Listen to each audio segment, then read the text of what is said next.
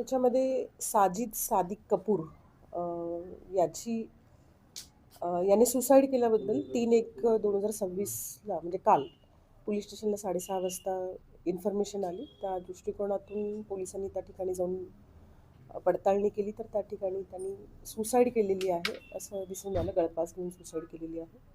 त्या अनुषंगाने त्यांचा जो मुलगा आहे साजिद यांनी आज एफ-आय-आर दिलेली आहे आणि त्या अनुषंगाने गुन्हा दाखल करण्यात आलेला आहे. मॅडम यामध्ये एका राजकीय पक्षाच्या व्यक्तीचंही नाव आहे, जो सध्या उमेदवार आहे. त्याच्याविरुद्ध गुन्हा नेमकं कुणाविरुद्ध दाखल करण्यात आलेला आहे? कोण त्याचे नाव? आरोपी याच्यामध्ये गुन्हा 4 व्यक्तींच्या विरोधात दाखल केलेला आहे. फारुख इनामदार, अफान फारुख इनामदार, जहूर सय्यद आणि तन्वीर मनियर असे 4 लोक आहेत. त्यांच्या विरोधात सदरचा गुन्हा जो आहे त्याच्यावरून दाखल करण्यात आला. सुसाईड नोटमध्ये 2 पोलिसांची देखील नावं आहेत. पवार आणि मानसिंग पाटील आणि राजकुमार शिंदे सरांचे. त्यांच्याबाबत त्यांची काही चौकशी केली आहे का? त्यांच्यासोबत काही बोलणं झालंय का?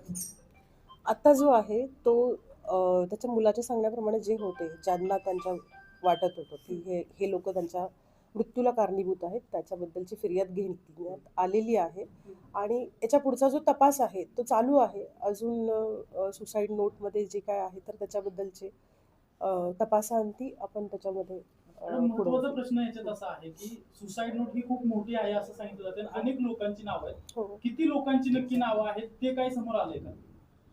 जवळजवळ 38 लोकांची नावं आहेत त्याच्यामध्ये सुसाईड नोटमध्ये. मग ते सुसाईड नोटमध्ये जर 38 लोकांची नावं आहेत तर मग गुन्ह्यात का नावं नाहीये? ते सगळ्यांचा रोल जो आहे तो निष्पन्न होईल आणि त्याच्यानंतर मग हे होईल. आता जे आहे लेटेस्ट जे कारण आहे मॅडम त्यावेळेस त्याच्या मृत्यू म्हणजे सुसाईड नोट असते ते खरं लिहिलेलं असं आहे असं मानतो आपण बरोबर आणि आहे. त्यानुसार गुन्हा दाखल करतो. मग यामध्ये तुम्ही त्या लोकांना गुन्ह्यात का घेतलेलं नाहीये?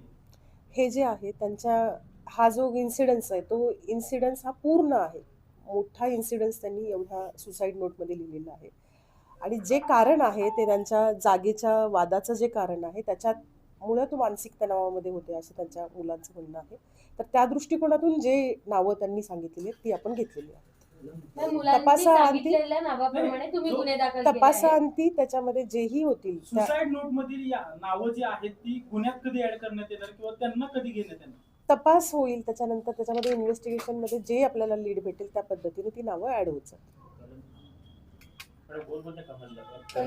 कलमामध्ये आता BNS 108, 3(5) आणि 308(2) या कलमाखाली आता आपण गुन्हा रजिस्टर केलेला आहे.